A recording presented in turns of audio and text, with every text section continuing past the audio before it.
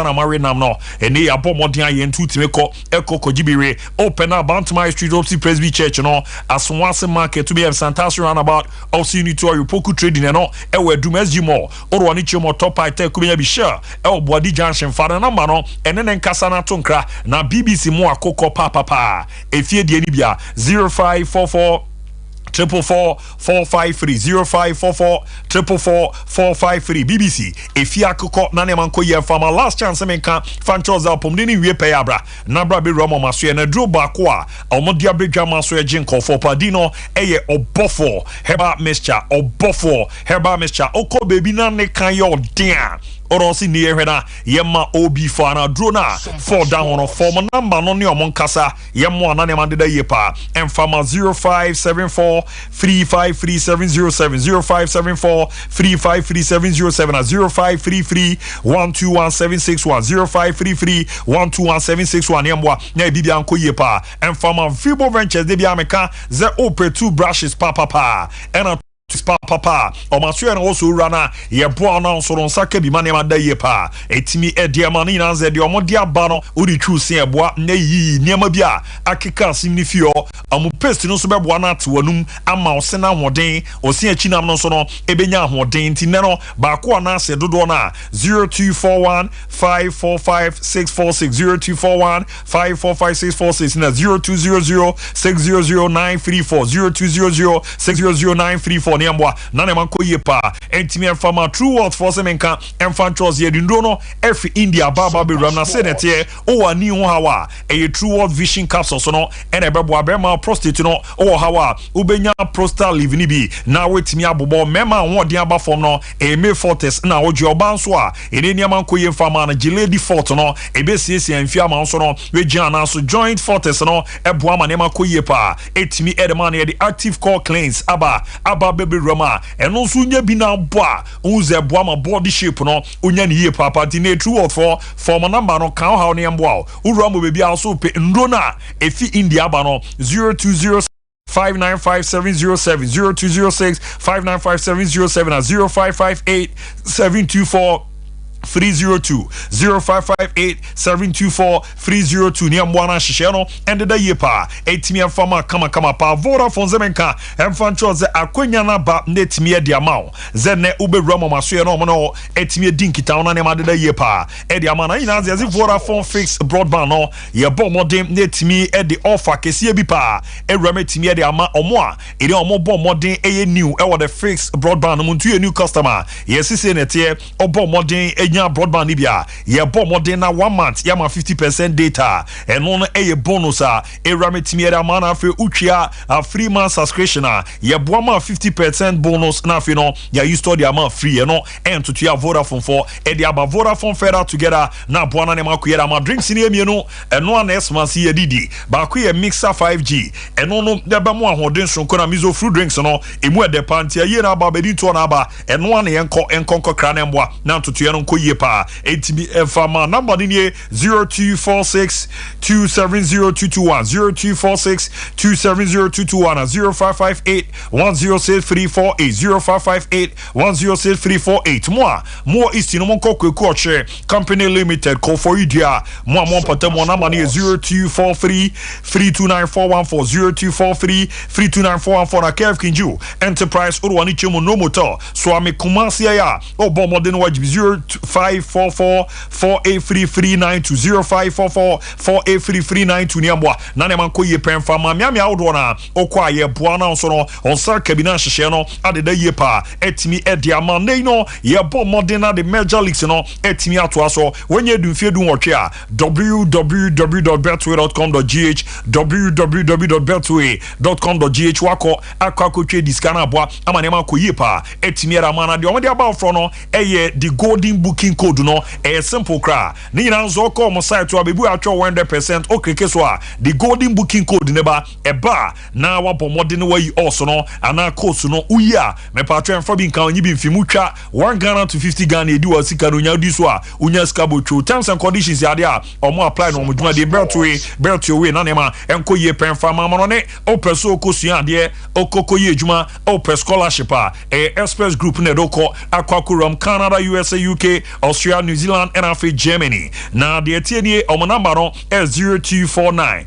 000 448 0249 000 448 in a 0555 550 067 0555 550 067 Frey. None your money common am one out there so no emramu 8 farmer ne akọ for feeder intino ye pop modene remo netime didi nkoma odona na aboana hihye na koyipa etime ramana mo there so ne zo be ye fiera ene abin soko ni na ze 4-bedroom house ye ton na ene no ewobuo chrome estate nana pia di we no yesi empo bi obeba ababe middleman bia ena ade no fa say brand dabi me the number bi tudwa wani so ade hunu se name patamu a obabo mode enye fie wa e 4-bedroom ane dan bia mu no your toilet and bath no ehyimu ena afi so no mabomode etimi esi toilet ni bia ma hoho a oba wonchen a omo betimi esi o garage e wo hodom na afi no na nche no yesan e wo asase a eda animu a obetimi asan bomode na so no wetimi ediesi dan tuti a no pe no now there so no so obenya dan won patamu a fanamba we na ne mpinfo na ni nkomo oni opimpa na ene de na edi nkomo straight nyafi ena dantamu bia eba mu 0261 177 979 0261 177 979 na fre na ne nanapia edi nkomo na waboana ne ma de ye pa etimiera ma ni one scientific clinic and diagnostic services doctor ni mo oyoba ene awudie mu hawo no yade edunya ana fa info no na ebisi basa oboana we gia wona so na ne ma de ye pa etimiera ma dwuma de obo modi abobi ye pa pantiro mo na ombo na hihye no enko kama penfa ma mema no otedua no waka ontimi gia na so entimi ambo adwuma ye amu be den obebu adwuma ye be ma mo piafo ade ni so akra oboana we gian na so na nema akoye peri amana so ye no obo mode san yarwa wodo na lab no nokwa ebi wo behwe scan services koso o machines out do dido so kuma se atonsu mu na ko junction adansu bank omene no ene die ni obo adwuma jora kokosi memenda anopa no so abodi apaimu ewrama nwumre no nsia wo kuma se nkran so no o transia woda ko ekokosi memenda na nkran no open na second fotorama obengoyo filling station no opposite NS chemist ejuma obono ene ne mo di redrum no e ya de boama totoye no ekoye pretimi ya ma number no 0244 087687 0244 087687 0279 087687 yamboa na ne man koye pretimi fama tetem so no yenromu na yambopo bobonsem no so entimi fama dia yemfa yeni enchemu abibrema na yeni nkoma akra na mboa na ne man de ye pretimi fama dia no a orwa ni chemo Nigeria bomoden e ma de WAFCON qualifier no entutua no ne de dia ma Nigeria omuma no ejom na so e bomode echi Cape Verde bomeka no e mako enuma ene Kived man no e ye bi omo entimi anten after no no one man no orwa ni chemo efina so ya MTN for bomode etimi e patron mo na mun komo no e no mo to party di mo na party na se no say da na feeling it here. You're good, you're like the oxygen.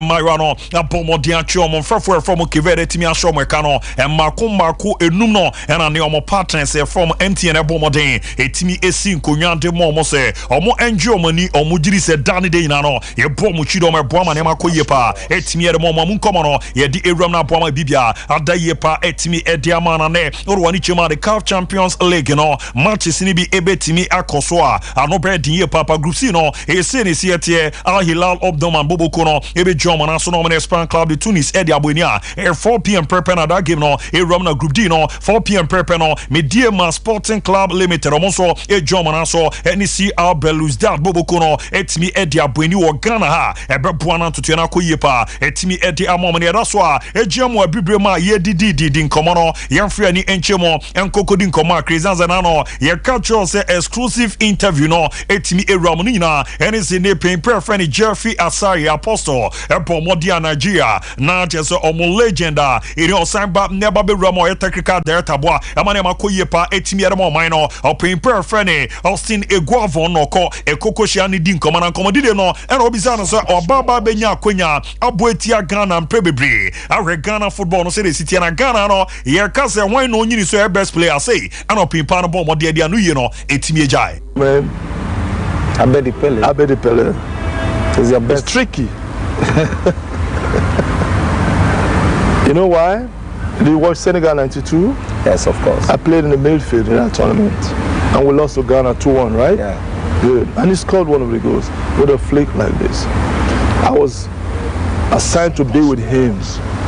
And you know, whoever is attacking dictates how you move. Yeah. So I was in Abedi the entire time. But just that corner kick, it was tactics. Somebody came and then got in my front and he escaped. So somebody standing in my front, there's nothing I could do. But before I could find, and I lost that 1 meter. And then he just did that and the ball went to the second post. And besides that, I've watched Abedi Pele over times playing against other countries. I watched him when he was in Marseille, watched him when he was in Torino, and he's a player that I've always liked. So excited. Atiano ye command no one HMA 1-on-1 and no Jeffrey Asaya Apostle about the Coco Committee Pampa, your friend Austin Guavo no Case Ghana no, your company and Modomo so ye papa, Etimia the man over Quediama Abedi Ayu Pele, Ezanzo Gidis Juma Pele Bono, Nano Edie Papa Nino, or dear Roman 1992 Afcona, Etimia Coso no Chese Ghana, Ere Nigeria free mono Bekaya, or no near Dene Coco to Hons and Correna, or Marke Abedi Pele, Namono, Kona Biba, ya Bababono Biba, Babe Shen and you be found call a coco pinball no etimi eshe face no onyakwenya no Olympic Marseille after no or no Torino nti abedi de or did say Ghana ye kan ye footballers a ejoma na so abo ejuma ye papa no enyi bi ono no beko etimi ediama no nti no ye nkoma or dia baba betu dwa ye mfi ono enko Ramiro ni eni nkoma akra eno do ani echema the major leagues no matches no ebi betimi edwama ano be din ye papa or wani chema the French Ligue 1 game betimi akoso no niama de dia 8 p.m. no start Remo Ejoma National Strasbourg Kedi Abuni German Bundesliga 1 no 7:30 p.m. no tima ye from Darmstadt Omo Ejoma Naso na no money FC Kon Kedi Abuni it turns here no Bibia Dadia 7:45 no AS Monza Ebe Joma Naso no money Juventus no Edi Abuni na Spanish Premier Liga 8 p.m. no Las Palmas Boboko no Ejoma Naso no money Getafe Edi Abuni na Boama Bibia akoye kama panso etimi era mo ne Remo e wo the major leagues no ye did komo yes niema the Diana Chesene 12:30 p.m. Pepe with German time no Baba be Ramo Ghana 11:30 a.m. Bibia Edida Thomas Tuchel kwa Kushan Central for ahead of Bayern omo Gema eni omoni Union Berlin edebebo eni ochana no ni nyina so also ko no koko dinkomo ebo modena update awrona etimi eramu no church eni amamo sera be obobo modena the odebe approach game no aboama ne madeda yepa etimi ediama Bayern omo fans no etie no ye nkomo kakraba ababa be Roma yesoro yedi tu Ghana Boma Bibia akoye pertimi era mana mamenko enkoko Roma France kakra na mindidi din komoni nanze no a joueur for Europa League no ya Japan etimi akoso na join na bra ha de ombra Olympic Marseille ejomo na so ne omane Ayas edibo ani no tifu bi omobo modern eye no besi ne nkofo adwenwa na jeze omo ne ntiase ni nanso ombo modern a as flag na Jamaican flag bisa na Bob Nestamali den fina usie no kumosa na chese no enra orwani chemo Stavia drama nema etimi Roma boma nema da yepa etimi Roma Marseille for no game no e ba na wi no mapo modern etimi edinkuni meka no e mako enanya eni Ayas boboko no enso etimi atimu ba kuntie no enkomo na so mo etimi atimu miensantie no enkomo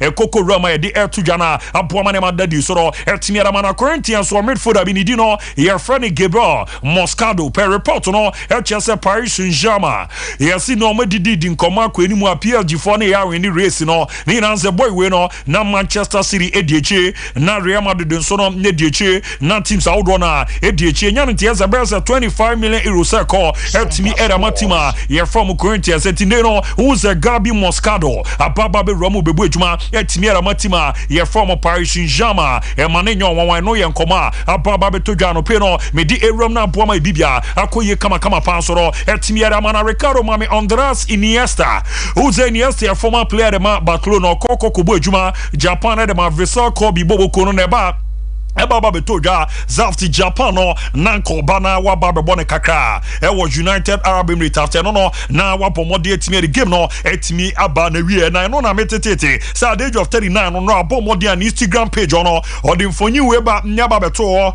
and on the Bakubiso account or Chezo, the legend continues. And you know, report Niches Andreas Iniesta at the age of 39 or Preso sign Etwa Kosona, or Timi Epo game no Nepwa, Yamanema de Yepa, etimi Edi Emanontiano.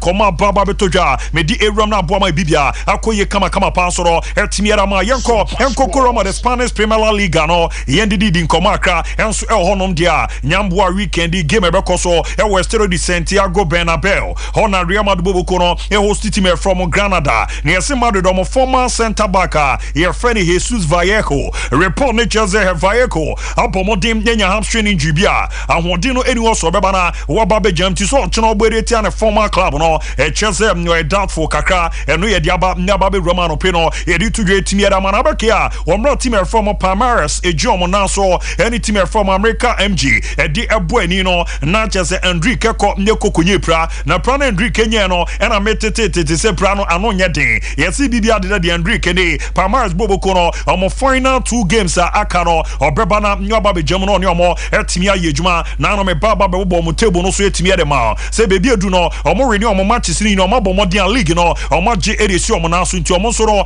konkode ahwe na boa ama hyehyɛ no akoye kama pa so no etimi edi amoma na Barcelona maso no era so omo akrare so a ye frene Ariandro Bade ye si na bibi ato akra ni na ze adechi adisai akra ne modomo no eye forma na eko ye si eye forma na eko na omo jiri so on the field of play no timbobo na edu bebi a ya na ne refi no kakra omo so omo jiri sa brante no enya haw kakra adwin nam na sempo no haw na wanya ne adwimu haw adwo so omo chene transe ene no edidi di nkomo sere be boa na ne ma deda yepa etimiera ma boy ne zanso omo ejini di omo nim so ye good player dabi no obetimi aboa na ne ma koyepa etimiera ma Barcelona ntia no enkomo akra do ni chimo Barca omo so aba nyaba betoga ye di erame etimiera ma na weekend no omo ne Atletico Madrid na de boani enso ewo Barcelona mpata ma na Atletico Madrid mefoda ye friend Rikemi odiaba nyaba betoga echeze game no opreditors Atletico Madrid beko akwa Barca kamienu a omo entimiente ne yesesa sen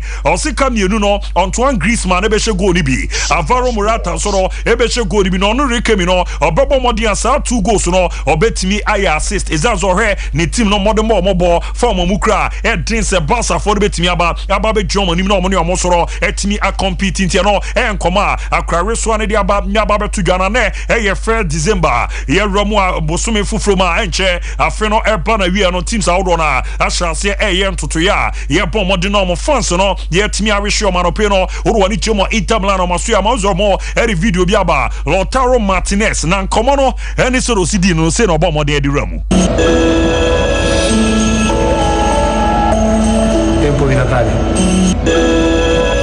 ya command ne no wani echema na chese Inter Milan on captain no abomodin edi romera mo fans na ni na mo no ebo ma ne ma da yepa etimi edi mo zanze bronya bosome no ena ne ye roma ye hwe na ye timi abo adwuma na abo ma ntoto ro akoye kama pa so ro etimi era man dia meze woni ye official pa message na do ni echemo Inter o masio mo captain no so ri aba betuju abo ma bibia ekoye kama pa etimi edi emo ne romo ewo Milan boboko no maso ye ni na ene se AC Milan o ma ye na Milan for no ashore to defenders yes almo center back aka ye former Chelsea defender friend Fikayo Tomori na Mz Tomori wejuma ye ni nyina zo bomode keka nema etimi edibom na afa player ye betimi apel no redo no oboama ntoto ne koyepa etimi edema na omo di breakdown aba ye Chelsea Pierre Kalulu obesen ababaka e March 2024 na Pierre Kalulu ebesen ababaka ba nyaba be jama bo ejuma etimi edi amaboboko a ye form AC Milan no chino Malik Chow onozo report no HSE na chese ombesa bomodi akọ nyakwa further test after further test no yes wanya ni yepa no ebrese bosome ba akọ trafie na form different friend Pellegrino onozo no resume training na fe na nkakrakra nyore so bebomode na wetimi recover na Simon Kier onozo no report no HSE wo wasere niam nesia ko bomode a return on the 9 December game on Atlanta e de babo ni no bomode etimi a returning to Milan as well no defenders ni inepra titu ne center backs no amana baba beka Fikayo Tomori no diabo we the ball ready no ye did don komo etimi ara ocho na niji samaba ni nyina se Ishmael Bernase after so ko nyakoko fie che no ne wase ababak yes Bernase se coach no aye crowd so again for sinoni catch no obeto sa netimi ara friend obeba na waba be jama boedwuma etimi ara mabela bobo kunu na kra no enso eye na woda enti birthday boy yes ne no wase ababak obana nyoba be jama boa amane makoye pa etimi ara mo na melana so ya wabiem no ene yesi Rafael Liao ebrabo modern no twe be rom no obesia akwa federal test or corner test no eye good ye reso no so beba nyaba be join group no no omo etimi aye adwuma na boa amane ma da ye pa etimi edi amom ntia no good news e ko netimi ara ma esim lambobo kono na nra bibia de dia ma Italian Football Federation no omo prosecutor no tonsa etimi refer Alexandro Florenzi no Florenzi oko ekoko rom no ni nyina na e bet won sesema already lutakin eba nyaba beka etimi ere chose akwa romo e wo melambo boko na so wana ya yi player we etimi ade na ba o wana ya yi player we etimi ade na ba already Sandro Tonali diaba eba be romo Nicolo Fagioli ni diaba eba be romo ana for wani chemu Astevilla o maso ya na chese Zaniolo soro ni diaba Babirana Forenzi dia no yesi no kokoshia prosecutor no ka e de chene se eye no kre se app no so no ya no ko nye koko twa bet na bet o twa no enye football matches na mom no o giri se ya de foforo crazy no en komodidi na netimi ekoso no eno ye de koko rama ye bo modern na no pe no ya ton kakra timi ra cho na boa ama bibia akoye pa etimi ra mana no Liverpool abomode a chillax bobo koro e bo mekano mako nan ya omo entimi anti Ruben Luis Diaz and afeso no Cody Gakpo onya 2 goals na Mo Salah ya ba ko etimi ka after the game no pempa ye furniture Jurgen Klopp edin koma akra on to tia de dia ya ma Liverpool mu ramo the knockout stage no send up in pan and come on jai with the defeat at Toulouse we made it a bit more tricky if you want so but there's always on the result we are now top of the table and that will not change. That's good, very important in that busy schedule what we have from now on. And how much of a priority is it for you to win this competition or to certainly try to this season? How much of a priority, what do you mean? In comparison to other competitions? So. Unfortunately, my career is not like this that I can choose. To be honest, I have to take what I get. So, when we play the competition, it's the most important. Tiano ya command pimpa na pomodin edi atudwa chese original ene nieme komno ntimi no nkomo isi na mo competition no mo no ogiri say important news eko etimi ra mo na boa ma bibia etimi akwe na Ricardo Mamenra game etimi eko so wo mra Aston-Villa pomodin ni lige woso edi ebo eni na mra lige woso mo fans no niemo mo ba nyaba be no England no na ehunye papa Villa for no boy me kam you no e mo mutimu ba kwa du baby no na ye trotro niema edi bro police for ni na the police for no si omo kwa mama mama mere game na hyase no suban omo da ne din niema etimi ewram no join ya na wabomode etimi enjoy kakra na apoa ma bibia akoyera ma yesi nra omo bomode omo fans no mako 39 ene etimi eche omo na police officers eno omo etimi pro omo no enso ya mako 90 no e de ode wani chema polantima ye from lige was omo ba e ba be no England na chese na no edin ye papa ye di ewram so no etimi era mana metetete ziazi ne Andre Onana aya na dwen se kono anhwa oma na hemezo nana nkomo we ne de ano nya din kakra ni nyina ne se ozo ogiri ze ne number 1 spot no bebi akeka de kono ene sere ne mesi eten after AFCON no ze wanwe ya omra no ne e chi de fedefeti no oro ni chemo Manchester report no eboba de ba so consider se AFCON no beba nyaba be gemeda ma indomitable of Cameroon no e ya de ayedin kakra etimi edi ama no ntia no so e kakra ba nyaba be to dwa no pe no medi ewram so etimi ara ma na Rafa na metete echeze wakeda chepe forces January no ofa bia ba no giri se beboa na obe consider ni future no wafimu akwa edwuma etimi ara team Rezanze oba ba be Roma Manchester United no ashase no vara no obo wakrekramu nyabo game na edu bebi no ere ya ba nyaba be ina tranche giri ze mboa emantoto ye no enkoye kama kra etimi emfa ema no ntino or consider se bibibia enso ededa dinanema etimi ekọ kama padia obebo modern January no ofa bia ball no so no consider na we fimo e club for Manchester United so no o ma so na Chelsea for abomodin e fa kwan bi so ane o mo so o mo giri se e was Victor Osimhen ba nyaba be si akere mo na yeso Osimhen beba jesu o mo fa kwan na o mo fa so etimi sign Enzo Fernandez no ni nyina so o mo so o mo giri se ne o mo twense enko enkonko mo e wo nya de sama transfer ni ma o mo tenkofo bebre beba so mo e per Victor Osimhen so mra e mama Johnny o mo ni o mo soro entimi ambo adwuma ti o mra ni se January no o mo de offer beko akwa mo Napoli o mo de kwa o mo ni o mo be didi nkomo ye be convince o mo se be ya ere no nkomo so sa skani nanka abrante ne mra ne mama Germany o mo soro entimi ambo adwuma entie no ye nkomo a ere aba ne aba be todwa from Chelsea o ma so ya ye di ewram na boama hyehyɛ no soro entimi adeda ye kama pa entimi edi amount o mo je so mpem for no ese kwan a o mo fa so etimi sign Enzo Fernandez efi mo Benfica no o mo giri so se sa kwan na so soro e no mo timi afara na Victor Osimhen eba be join o mo ne o mo soro etimi ebu adwuma ntie no enkoma aba ne aba be rama ye de tudwe etimi ara ma mrani nti no ye wani ende ho ye kwede ba pe ye be ram na fe amano ne nkoma no empense mu na ram etimi ara ma na mo no Sompa sika promotion ne ye bo mo de ache 500 Ghana cedis mieru nti no star 256 star free hash star 256 star free hash uroma obonse wapo mo de aboko na wie no ebe yi di ama na wakosompa kumase ena no pa na wo so twa ne 10 zana udi ezanze na ya fofida obo mo de nya sa sika na ebe boa na ne ma adeda ye pretimi era manti star 256 star free hash star 256 star free hash na boa na ne ma adeda ye pretty ama ye den ye kwere ba pe abedwafo na ye krado na ye ram na ama no ne common pense mu no ato aso etimi era mamo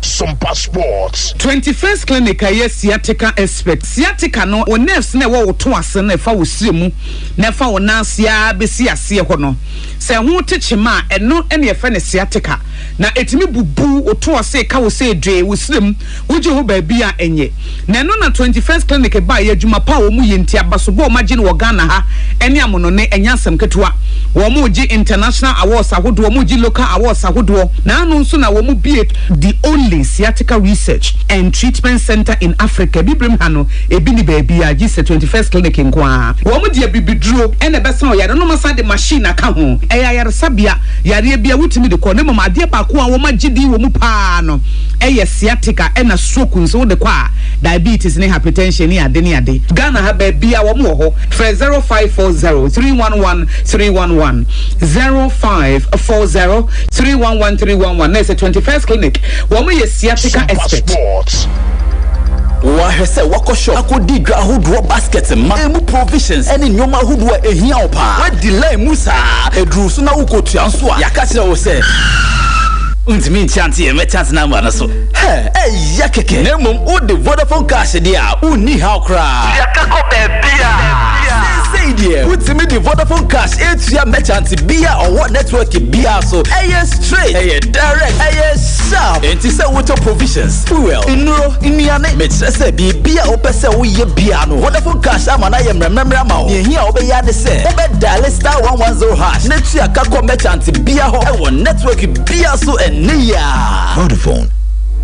Here in Ghana, when it comes to chicken, the good old days are back. Why? Because Boris Beef's Chicken, BBC, is here. Yep, give your family and loved ones Boris Beef's Chicken. Fresh, tasty, delicious. Boris Beef's Chicken is produced right here in Ghana by our cherished poultry farmers with support from the Ministry of Agric. Get whole frozen chicken, gizzard, chicken feet, chicken neck, and chicken liver for those special family meals, buffets, picnics, funerals, and all restaurants. Get Boris Beef's Chicken. It's halal, so everybody can enjoy. Wherever you are, call Boris Beef's Farms hotline 05-444-444-53. Ask for our branch that is closest to you and come get your chicken. Boris Beef's Chicken, BBC, proudly a Fiakoko.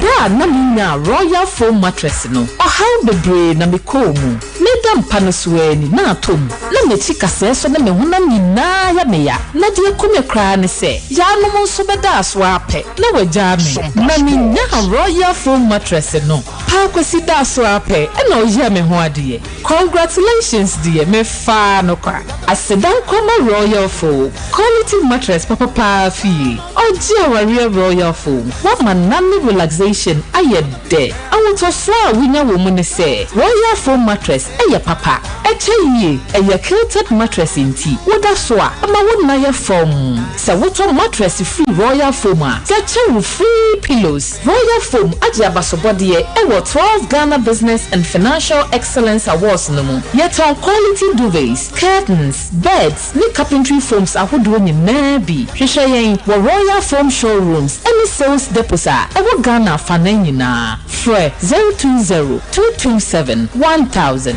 royal foam rest assured. Welcome to St. Andrews SHS higher grade A private SHS. Yeah, SHS courses near general art, science, business, no waka kaho. St. Andrews SHS oh yeah, dinner ever pass. O send one teachers na. Wash a wando, discipline, no first one was yati. St. Andrews Riviera Waha, supermarket, sick bay, barber shop, swimming pool, FM station, constant water supply and electricity. Admission Rukono, Hurricane Abate, Pico Farm say, what it timber from our SHS 1, 2, and 3. St. Andrews SHS, what branches Big Piano Ghana. Sapade Paso Asia, St. Andrews, Saboko Schoola, go school Wooden, Ama Paso Wasi one time. St. Andrews SHS.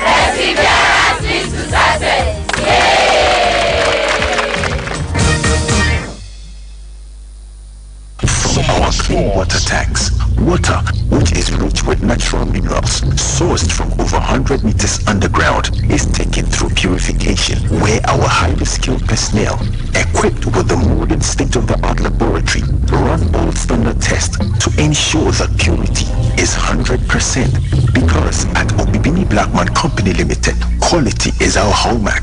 Bottling continues immediately in a clean and hygienic environment, approved by the Ghana Food and Drugs Authority, because water is life, but unclean water is definitely not life. After years of research into water purification systems, the result is water that can compete with any other on the international market.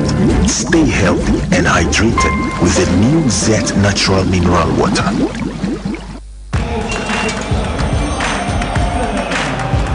We are back bringing you the latest lineup from Betway. Betway starts strong with your phone too, with free play Friday and swipe bet. I'm not food now. In the middle, you've got all the control with cash out and build a bet. Plus, with Win Boost, you can boost your sports bets. At the back, they have smart picks and the partial daily jackpot. You always get way more with Betway. And you might see.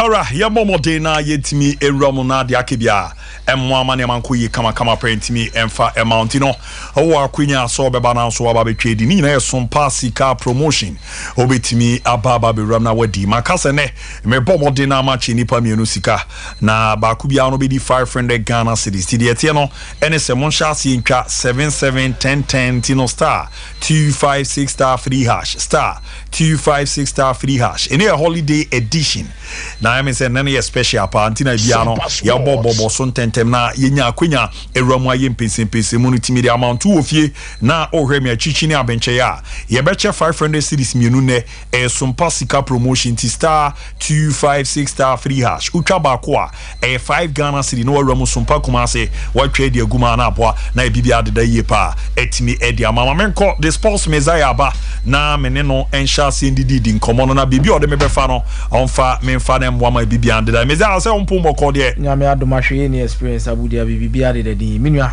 I hope so ho ye oh me so me ho ye pa minua me ho ye pa the nano ye special edition holiday you know mama bie mama o ye ndidi nkomo o de me fa he o ho ye crampo na o ho nye crampo na na nkasa na me nye ma adresse me boa oh me dase pa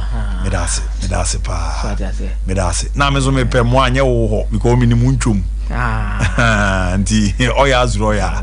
Okay, I see you. Oh yeah, Zroya. Ele, tete kwa, class. But that family room kakra ni ere no de me fine. Yes, Abu Dhabi ma yenche etifo ne mama kwa ban fambra so passport so ne onkomo be bredi. Die di kan baby am pese me defa enra. On say yenya akunya ehwe the Europa League sa so hwe the Europa Conference League. Now this morning no nanke ba hanom no ka list teams are a first time and I say in a long period of time say omo qualified to the knockout stages of European competitions and making sure say omo modembo ebe wosoro betimi dey achieve bibi no nanka omo ananke ba babo ma baso now ye betimi akasa about team biti say Aston Villa and no ne legia for na ye dey e boy itike ba ye no enkomo e ba bedi nyina na ye say Unai Emery after Nyoma what this Sevilla and Villarreal let me aye no ka this time around kwan wafa so wafa Aston Villa team na transform team. Look at the signings of this particular team. They have enough players to even play in the Europa League. Yes. And because Pau Torres no a national team player. Diego Carlos solid. Oh, the likes of Douglas Luiz Munina in this setup. Oli Watkins, John McGinn. These are quality players or more enough stamina and strength in your modern at least compete media bro baby but the last time I say Aston Villa competed in an European competition was back in 2010-2011 season. Now Abu Dhabi 2010-2011 season there Obana about 2023-2024 approximately we are talking about 12 years to be 13 years. Aston Villa was absent from European competitions, so almost abe PM no masa qualify from the group stage PM into the round of 16 or round of 32 of any Europa Conference League or so moko no mutimi ko bom mo den so betimi age dodo na wo gidie bi se omo no betimi age that particular tournament on say utopia group na on more the round of 32 ni because Europa League no omo mbeto so second third no beto so third ni be drop the by Conference League. Yes aba bebo it ono ni topic group no be move to asaso topic group no and na Freiburg win by 5-0. Yeah, so you expecting say pressure be almost abre be 1-1 but ni nyina nkonkoda no ade a edi ehini wo mu pa ye nyoma Ledger Wars of fans be we England abu na ore Ledger Wars of na nkasa ni omo supporters ndi ni omo suban eni omo nyoma na omo ye na omo na nkasa no omo interest ni they term them so omo ye hooligans omo pe ntokwa bebre nyoma hudo bi omo ye bi ndi nsem fata bia na omo ye na ore before the game na because who Ledger Wars of statement omo de ba abontin before the game. Now, Sebe available again kind Ledger Wars of war statement before the game. Any the reasons are no mususu say. BBC betimiesi. Abu Dhabi say Aston Villa is refusing to allocate tickets to away fans in accordance with UEFA regulations for UEFA Conference League match. Due to the actions taken by Aston Villa as the host club, Ledger also informs that its official delegation, management board and the club's owner and president, Darius Madioski, will not be present at the host stadium during the next UEFA Europa Conference League match. Instead of relieving potential Premier tensions, Aston Villa's restrictive measures as the host club unnecessarily exacerbate the atmosphere. In our opinion, such measures are counterproductive and baseless. Recently, Aston Villa flatly refused to comply with UEFA competition regulations by refusing to allocate specific quota of tickets to visiting fans. According to UEFA competition regulations, visiting fans are entitled to an allocation corresponding to 5% of the stadium capacity. 5% of the stadium capacity. In the case of matches played at Aston Villa FC facilities, this means a pool of 2,100 tickets. Ledger also, as a visiting team, submitted a formal application for such an assignment but was refused. Abu, before the game, no, Omudi said, but baby, can say a trap dodone wahana. Or say, however, on November 2nd, Ledger also received an unexpected change decision regarding ticket allocation, which grossly violated previous arrangements. The number of tickets has been reduced to 890. a staggering reduction of over 50%. In the face of this unsustainable situation, Ledger was repeatedly appealed to Aston Villa. Before the Europa League match, scheduled for 27th November, these representatives engaged in intensive negotiations with interested parties, expressing the club's unwavering support on allowing access with ensuring safety on match day. Additionally, today, we were hindered in obtaining VIP tickets for our sponsors and team guests in accordance with applicable UEFA standards. UEFA won't that one say, oh, Bogema, I wait him when you can also man 5% allocation when it comes to stadium the capacity. Yes. It is the number of tickets and I was said Ledger was supporters in Saka 2,100. But Aston Villa allocate 890. Wait, Ledger was of one no. But Aston Villa for to say ticket no mo do 890. Na ticket no na 1,002. And no de Ledger was of one. Na some 1,002 look no mo to me say Ledger was of one no maybe on was stadium said you di kan yi abra na foreign presentation. Ube hu say I was akomu yi omu nyina de omo ye dey e de omu pie free stadium said be omo be hardwin. But obe busa question say adenti na UEFA ahyemra.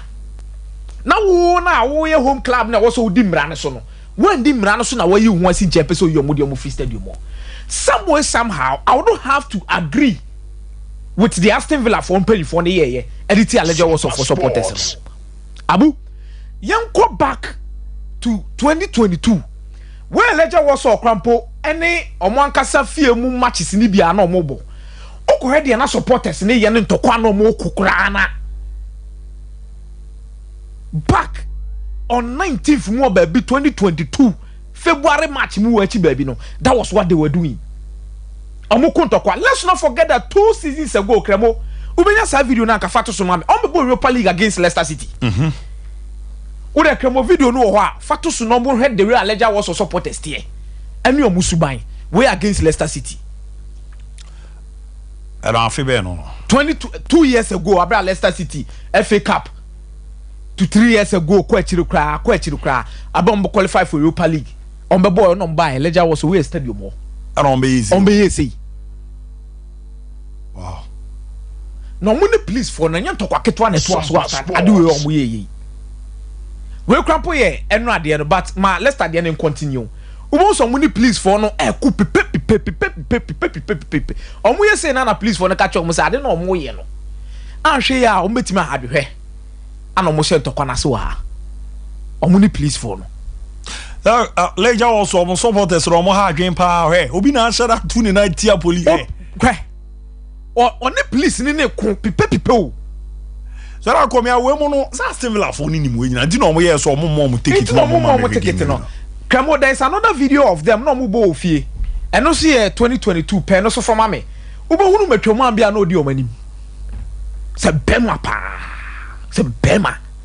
It almost so by saying it dear. Only Aston Villa for penny for the address of we on where day. Ah, more coins or more maybe all the Omobaye in England and round their community. Shed us a sub war to bro police for people money. You too much. And say ya no mutie. Say ya. It I really agree with whatever went on, and I believe say I didn't go see Dynamo Zagreb. Mo game ni more fans into kwaya ko wo bisika. We'll be speaking about this. Also Newcastle the no Bishop Crabet na be ka say before the game into kwani all of these things no a hard rain. We omo makonya nkomo mu Royal Stadium on maybe anka by the close of the day na no anka enti asempa. Hwe de omo dey please for we omo home game back on ni omo leader no. All trust na. All trust na. Na chuma pa zo gina no maroro monta. Maroro monta de no omo ni please for. Omo ni opponent supporters nku. They be omo ni police for. Abu. We Bema pa mo dwedwo mo set mema nkentinka he bema na ogina ni mu no we on do any sam he metu pa he do any so ogina sports awu o ala tula so kakra we omo makonya gwa ngudi be rank match ni bo ala so stadium bo e be say no akagisa ka Aston Villa no ana the way game ni so koye ye no e good Aston Villa yes ah. The game was so close, 1-1, then 2-1.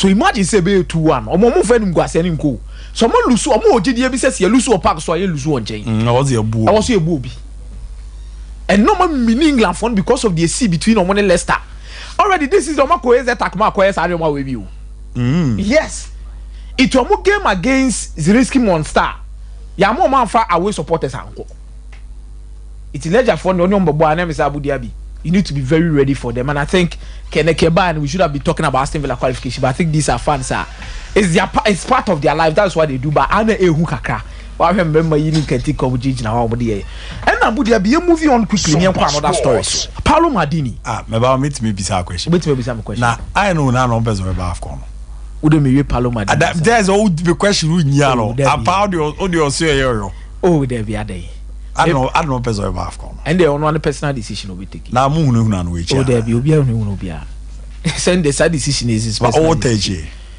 o say omba AFCON is also bebo any mind oba be sum no also be sum na me pese me je wa dwen kire o mate me da say Paulo Maldini e bien sem bebre so e we AC Milan e na no pay boba now a lot of people we busa the question say na Paulo Maldini no ada de na ha no ana e yawo ana ma Paulo Maldini de keka sanse sem we de kafa is because he yi na di barabu open the true embodiment of AC Milan a spirited player nipa oye the anchor of AC Milan from the academy see a tuna de na ba ma na be piemu to the senior team etimi abo no homoden aye nyoma bi dia ma AC Milan team no ma you can never underestimate what Paulo Maldini brings to this particular AC Milan setup abu and nyoma Paulo Maldini aye he's the soul of the club e bia ye wure fie ho ba ye mu nkompo krampon ko ye chikakra near some of the records Ekuta Paulo Maldini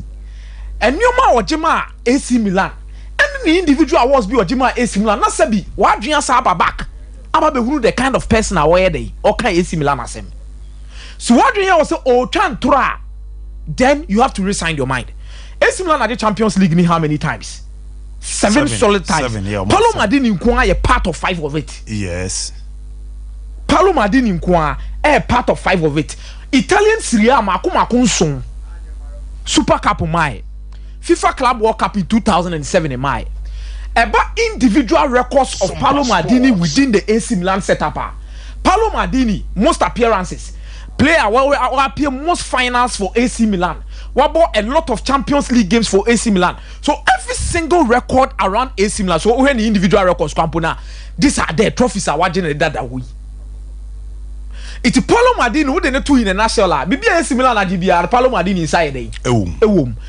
most appearances in all competitions for Milan second most Serie A appearances 647 most league appearances for Milan most league appearances for the same club most seasons played in Serie A so the total embodiment of even the Italian Serie A crowd don't mean more any Paulo Maldini fan in day infim this is the person talking it took us a throne a ultra when it comes to statement be a all make it say na AC Milan in penifo for more adwin some person we na dia yes enye ntroka and enye se bibi oye na ebone na asem o kan ye twa ne nsurum kakra na ye say almost players on ne ko sign ne ba ye nyina na sa players na me say dodo na anyoma nko ye fa momo na nipa obode ne ye case kese Charles Di Catlari Kemo ye players a Paulo Maldini di o ma ba AC Milan ne enye clear assessment of these players Abu Mike Mignon very 90%. And then when they bought AC Milan centre back, so a fitter Malik Chow. But I no where time I no more pamuno. Yes. Omo kasa Malik Chow ye day or a flop. Or a flop, yeah. But then when I started, or no nebo. so a fitter one nebo no one nebo. Theo Hernandez, ya na nye.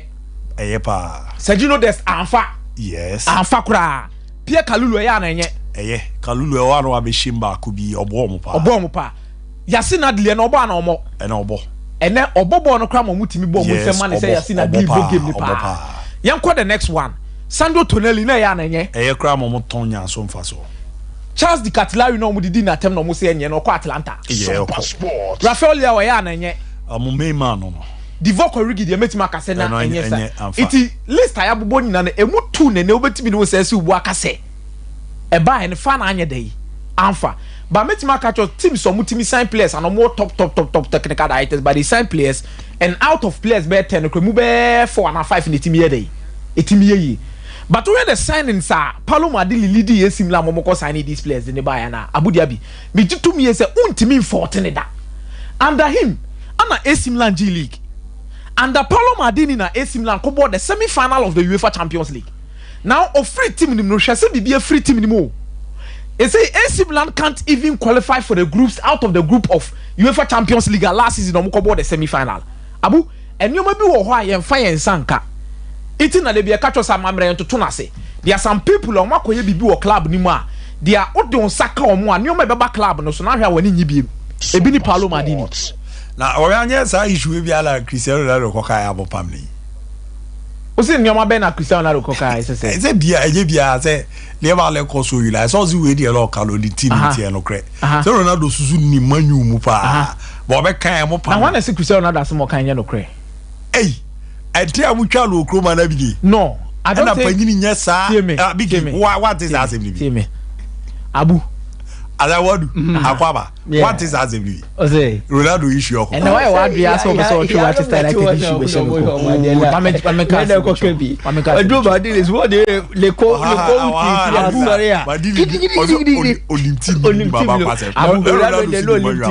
oh, na Ronaldo ba Manchester United 2004 by 5 years no free club nim. But so Ronaldo Paulo Maldini spent everything from the academy.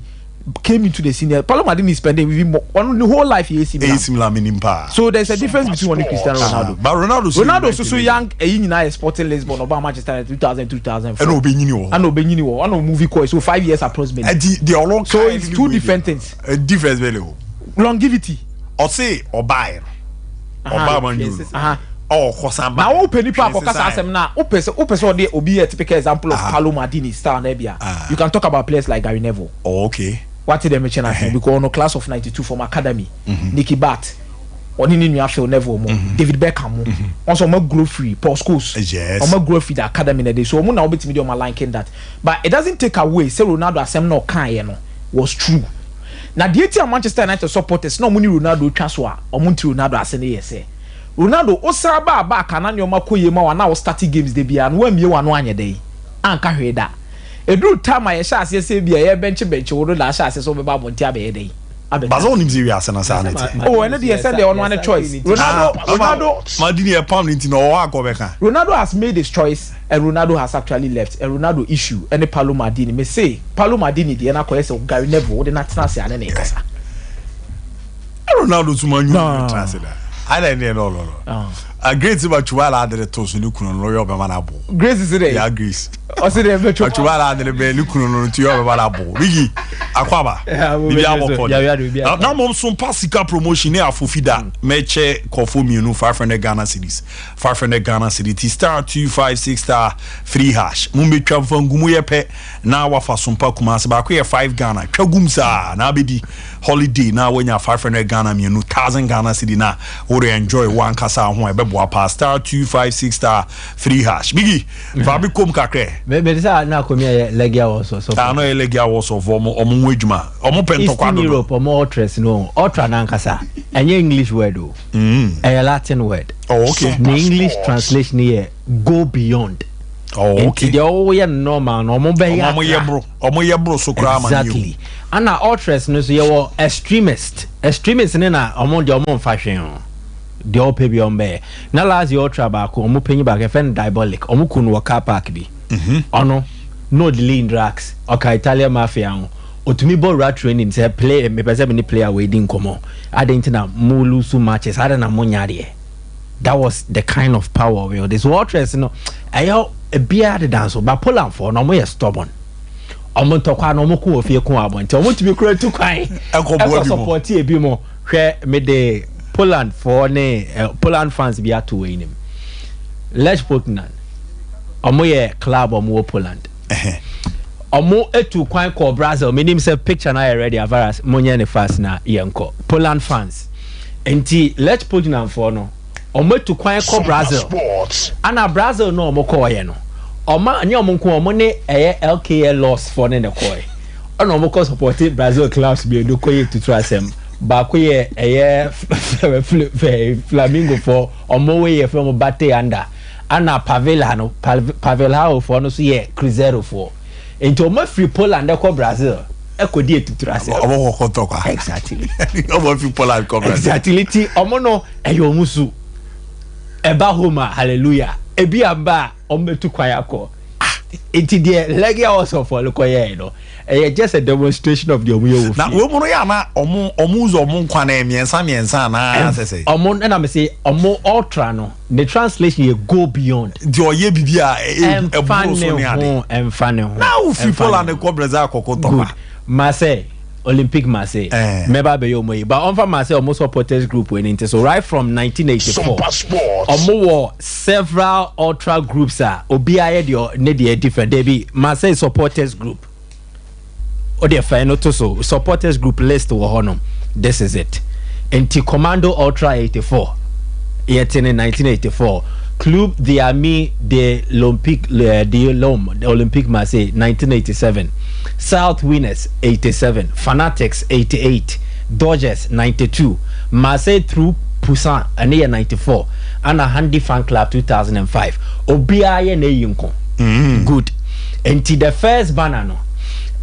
Olympique Marseille fans ne bitna north side and a south side. North ne cry yetimi chemienu ne biafa obia planning the choreography. In Tiendra, there were two supporters display. Bako 1994 group near from Marseille through Poussin. Omo be display omo banner say Sompa season we mohwie pa or the sabana net so omo tron in French. Say season we no mohwie pa. Na competition a ye need aswa ne ye the Europa League. Muni bibia can say e obligatory say moje. Enti no matro un début de saison de rissoir. Next season we enkoye l'Europa SEO there's the only way on mohwe victoire obligatoire next inkunimdie eyenhye when ye Marseille for no one say Dodgers 1998 for the national chassis yes but when ye through Poussin for international Marseille through Poussin 1994 oh okay good omo be Bob Marley there no South Winners 1987. Yes, into we more the north side. I say TV. Anafono so almost so there were several displays by the various Marseille supporters group. According the next banner na Bob Marley the anyone. Before see a bebo video no. Share picture no. Omatro smoke them all. Smoke them all. No matro ediago. Mommy yanko fast virus. And to smoke them all no on the Bob Marley picture and so at the account. Now the meaning is that I asked for no mobile and it is not this one. I asked for no mobile or you already know that this one no problem. I asked any Bob Marley can be. It happened by chance and yeah they almost share that share and it even happened years after Bob Marley 2008. I asked ball friendly game on Money Cardiff. Inti I asked any Cardiff ball friendly game you know. Then omopon game no but due to some security measures binti na supporters need to me mbom free stadium home pienko just like that so ye catch almost omon twen so kakra no omon so tenioma enti omo wo ho no na is a dead anyway na DJ ni yes or bonyom ti enyom ni mu bono ana ode Bob Marley nyom Three Little Birds na ehye odi shame no in fact the Ayers fans loved it ana bebre na nim to into almost 32 be. I only them say Ghana crack for to exactly. Into a special request. Is the thing not ready? And the special request no. Anna omoye say sadia every home game bia. They said the Liverpool football you never walk alone. Omube you see the Three Little Birds. Into it struck a beautiful relationship between Bob Marley and the Ayers Bobo Kuono with this song Three Little Birds. In 2008 no more side and in 2018 no more they decided to pay homage to Bob Marley and they had done this for like 10 years. It is a Bob Marley din ni be ya se die de kaina no mo ne Champions League game na omo no mo Bob Marley ba Kimani Marley eba be to nyom ne so stadium and there was even an extension beyond it. Omo ba be JC Three Little Birds. Inti I asked colloquially, you're from the Bob Marley club. So JC be that whole bass. Exactly. Inti ye from the Bob Marley Club. Inti Marseille supporters no more yes idea no more they cast Bob Marley falling there by there smoke them all. Yeah, sure we na exactly. Tinala picture with la. Inti omo the picture ne to so I wanted the picture. And the picture omo the to so we no matro smoke them all and not smoke ni nyambai. And then they almost setting it down, almost setting it up a bit. And the game ne sha see dia na fe o metwa husie ni de gum na say I say kusi akwhye bon mu no ye de husie ne be pam e de wapie. Nti it was also their own artistic display of quite on person of the ayas for the faso. Wow. Sa anadwo no. Nti omo smoky them all. Sompa and that was what the Marseille fans no. Omo also from the chaotic group. Omo from chaotic group 1986. Ebim so from South Winners. Almost display omo babaye no. So there were as many as 4 or 5 Marseille supporters group. Wow. To all support the night and help them to also achieve the person achieve. So it was a beautiful night as Adiano and so it me a course. So Ronaldo court in the USA. Good. Sadia we my baby church but Ronaldo then the latest. ASR tokens, no NFT, non-fungible tokens. It deals with a cryptocurrency, the biggest way. Ronaldo ne Binance, will track be. Sa track no more no. Ronaldo is fronting most of the commercial advertisement Binance for nebe. Into invite a man for say omomra no more for mo measure Binance or mo dwumedi or mo ye na even they should buy NFTs. But Binance have been in hot water in the last 2 weeks and it's because of this. Number one, or more any reputational damage or more co-founder and CEO of Binance America and Binance International. Your friend is CZ no ye dear tie the friend but the din ankasa no Chempenzao ko admit say he's guilty of money laundering. Na Jumedia waiting so on my platform so you be a friend geofencing. Once person share Sky sports video be say video we no restricted to no territory and allocation geofencing no. So geofencing here to safeguard against certain people outside a certain geographical location no, to get access to certain platforms. Companies use, individuals use, websites use. What the companies do they say ebi ame Sompa now metontonoma but Sompa me target near omo within swami. And to the moment to be bebora swami mo kita phone dealing with GPS near there. The moment I get the signal. So the person enters territory. My geofencing policy no unlimited.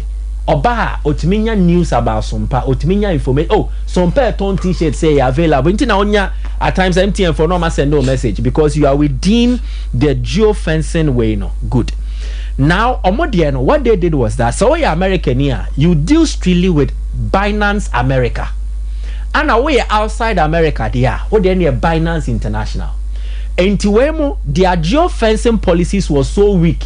Into be our America crano, otimi trade our Binance International. America then she share name brand and tax issues also matter here. Into more alarm a man for bypass America, your tax and share. He was also guilty of that. Almost finding $50 million.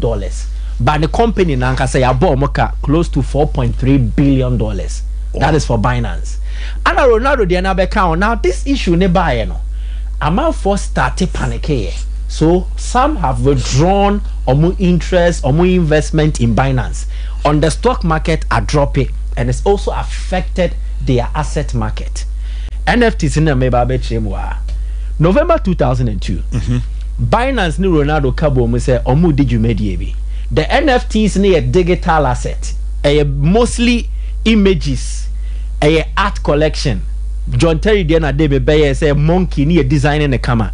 Unique because you are programming in a way that obin to mean duplicate. Now man for turn it said a top painting art pictures no because ototoa as an investment ABI you expect the investment to grow into turn $70 in the next year or two. Business projection bibiano make me out on $100 or $200 into a investment policy. Now Ronaldo deɛ no ɔmo launch Ronaldo ne collectibles no na ɔmo tɔn baako bia $77. The issue surrounding Binance means that there has been a huge devaluation of NFTs now involved with Ronaldo. From $77 as of November 2022, a swati at about $1. Wow. And it's a mitobia.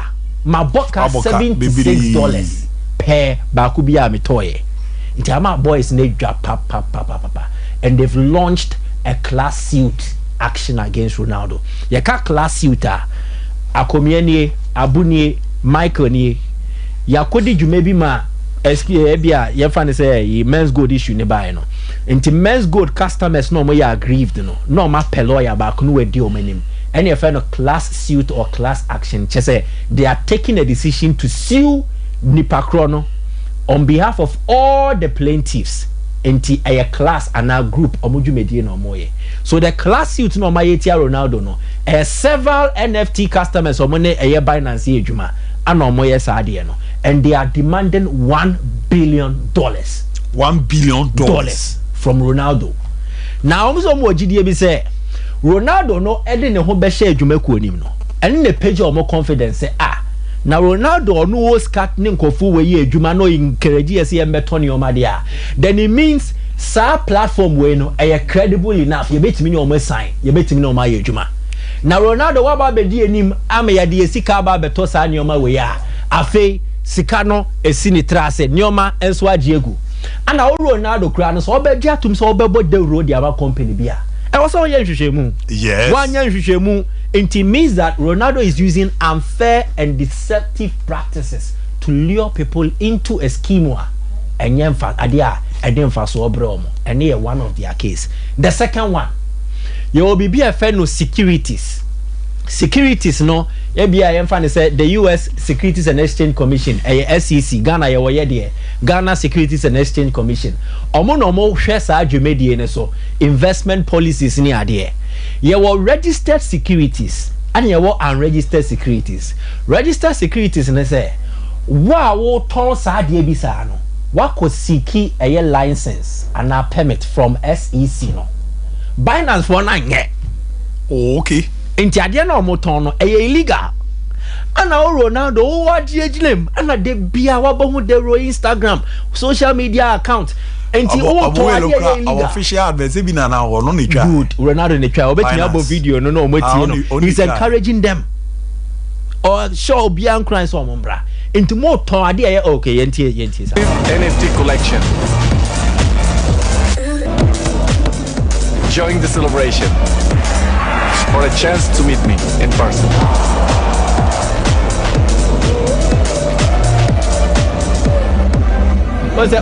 Say you stand the chance to meet him train in person. Why them pesa opportunity way? So you are luring them on board. But they are more crano and unregistered. Until they've launched a lawsuit against him. But it's not the first time BBC about involving a sports icon or even a footballer. Mbappe Pogba Mudini Naba even war America Honano. There is a case of Shaquille O'Neal. Near NTX. And then there is a case of DJ Khaled and Floyd Mayweather. Omodi any Aiko. But Floyd Mayweather ne Wade and Khaled diano. What they did was that case near say Koko Temu Pejanano. Ono more agreed to a settlement into Mutia 750,000 obia. No more they settle case, you know. In the case of Ronaldo, now the lawyers never steady no matter way the merits and the demerits of the case a be favor and in favor. But I believe that eventually the case near say omun semunya denya.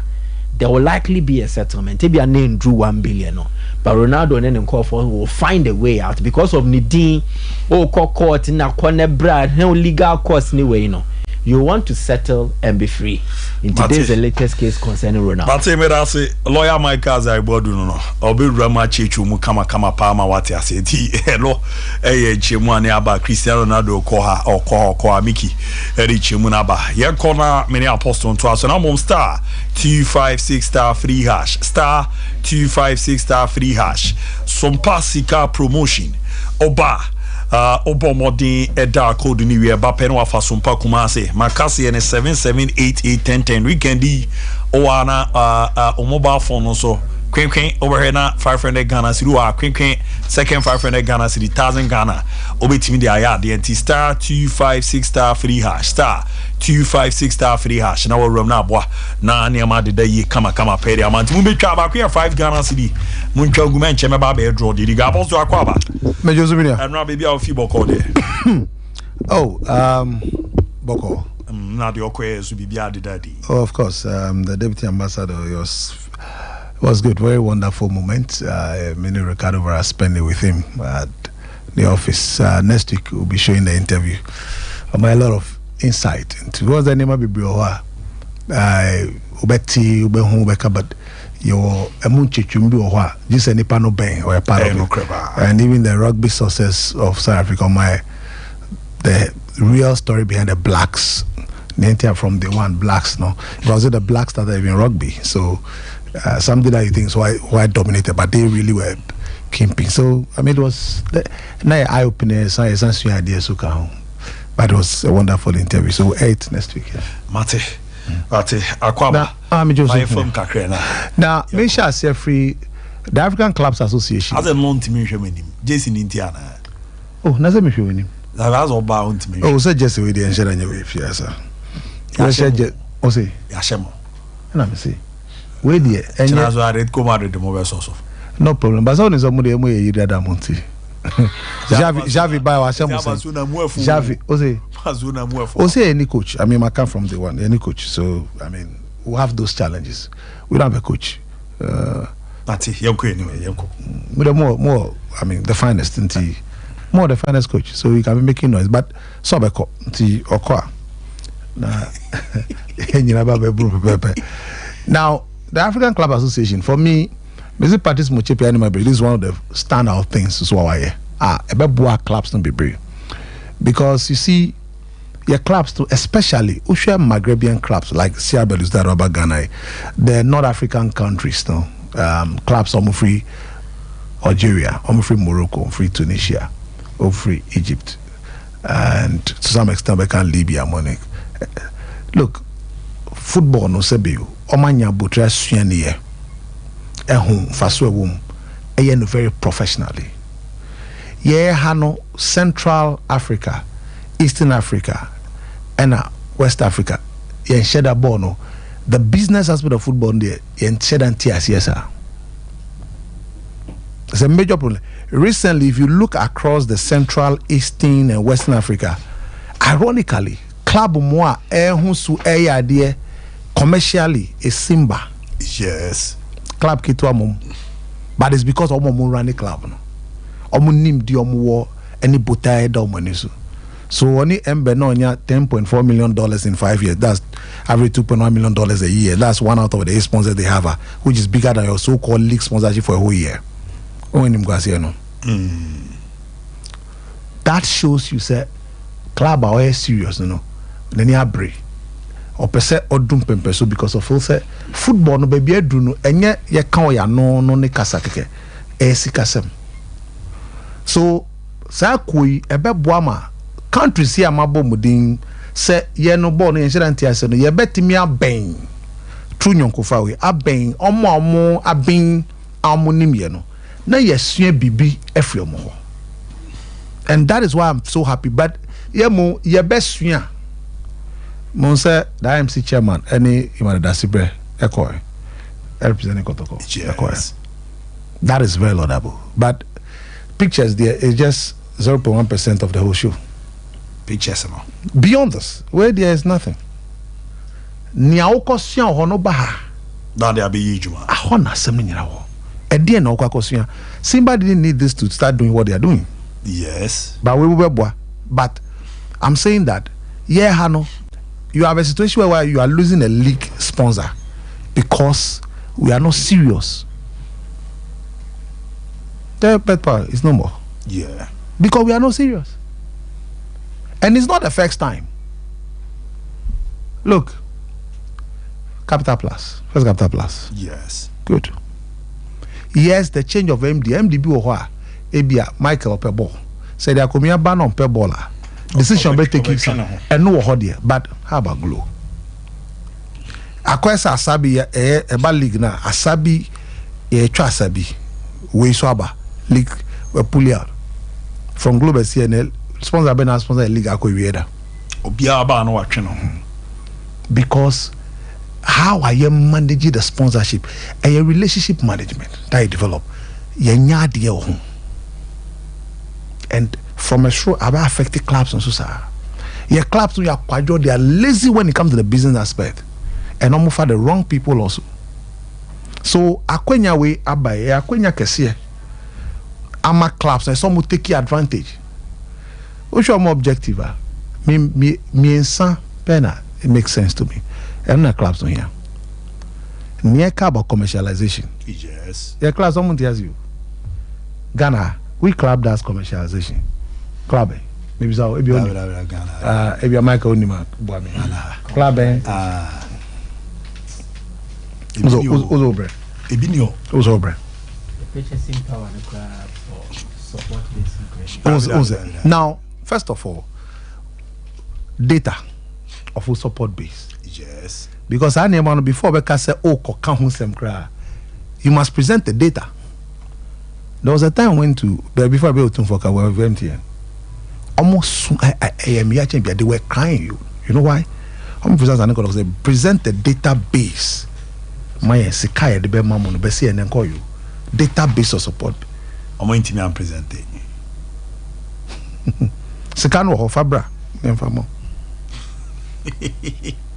you are crying that you don't have money. And so, for instance, I go on back digital database. No Simba and simple. So when you meet the Simba, see you through such opportunities, engagement, commodity now or show a quite so fast. Yeah, then my day revenue. Kotokonto Indiani stadium has a beverages, popcorns, ticket now. Even club replica. Those are the days you are supposed to sell them. What do you say? Can you imagine that got a special day, match day? Amuye fufu special fufu bazaar. Ana friends say jollof rice, ana wachi anopa. A lot of guys who go to other places would rather like to confect there. So no sada no cry no sika onye free hono popcorn ni coke ni awan kotoko di wa no half time ni ma enu nyama. And you said look VVIP. Me unim said this issue about Ghana and you say and try say to advantage it. If for nothing that was involved but for the kotoko asan kotoko there. Yes. We started something like that. And Mike, people business people were involved at that time. They were paying 10,000. At that time, 10,000. Yeah, can I say? Wow. Not endorsed like, but the initiative was there, and Yenyankro because yes, and the whole thing was they don't want to mean by because almost need time, but they were paying the money. Wow.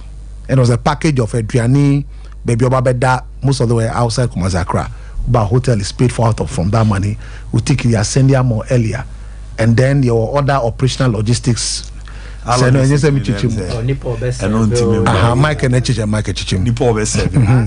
now and you will be a more service. Yes. Where distinguished guests VVIP. Yes. The amount of VVIP treatment. Yes. Your stadium you are crowd. You're exclusively exclusive. And you will be a new round. Yeah. Oh, membership card now. Come on Kwana to what they say. Exclusively exclusive. Oh, they be a new round because I on Kwana to what they say. Oh, the fan sir. Minim ni fan a dream. Then Baba Rani across was also corporate boxes. Yeah. Sa corporate me can match day revenue. Sa corporate boxes say me family. Me pese ba say ye can omo baby anyame page edru me name down for na be sa glass no and to ho crowd between park born no crisis e ben a corporate boss no for that match day guarantee obi atuaka turning the family the ma and only down for and maybe even you can sell it to companies be on so and me person me shocking me staff na me di omo akọ share corporate boxes now checking on we don't do this here but we have the corporate box in Baba your across positive. Companies or no yes, you sell for the year, a month or company be on near how this buy for the month, and be your quarter. You sell all those things. And Tiakwenya na beba say because Simba does that. Like I'm saying, and I'm happy, sir. Jessica Motong na on your vice. Yes. Because you see, she understands those things better than a lot of the people that are there. Chiefs in Yadi. But they have Toyota as a sponsor. Mika Toyota, Mika car company Toyota. They have Vodacom as a sponsor. Almost free Nike, they have gone to Kappa. They don't wear cheap brands. Nike to Kappa. From Nike to Kappa. Wow. I mean, Nike had a disagreement. And again, no, I don't think Nike is being fair to near penalty. So no need to Kappa and say, of course, the terms must favor chiefs. Same favor idea call. On Nimniowo until Otimi Janaso a candy open. Supersport sponsors them and pays them good money. So Onono is the right person to lead the aspect of commercial and marketing. And you see, there's another place that dear crowd from Ghana Football Association, a lot of associations. Maka Mesa Kenebi. Look, Ghana your Club 100. Now, Club 100 no Ghana companies omuya dear pa. Unim say a lot of them don't know about what goes on in our football. Or they are no correct. Maybe near me cause your football. Now per sponsorship everything. That go for now so now be corner makoka. Ade o no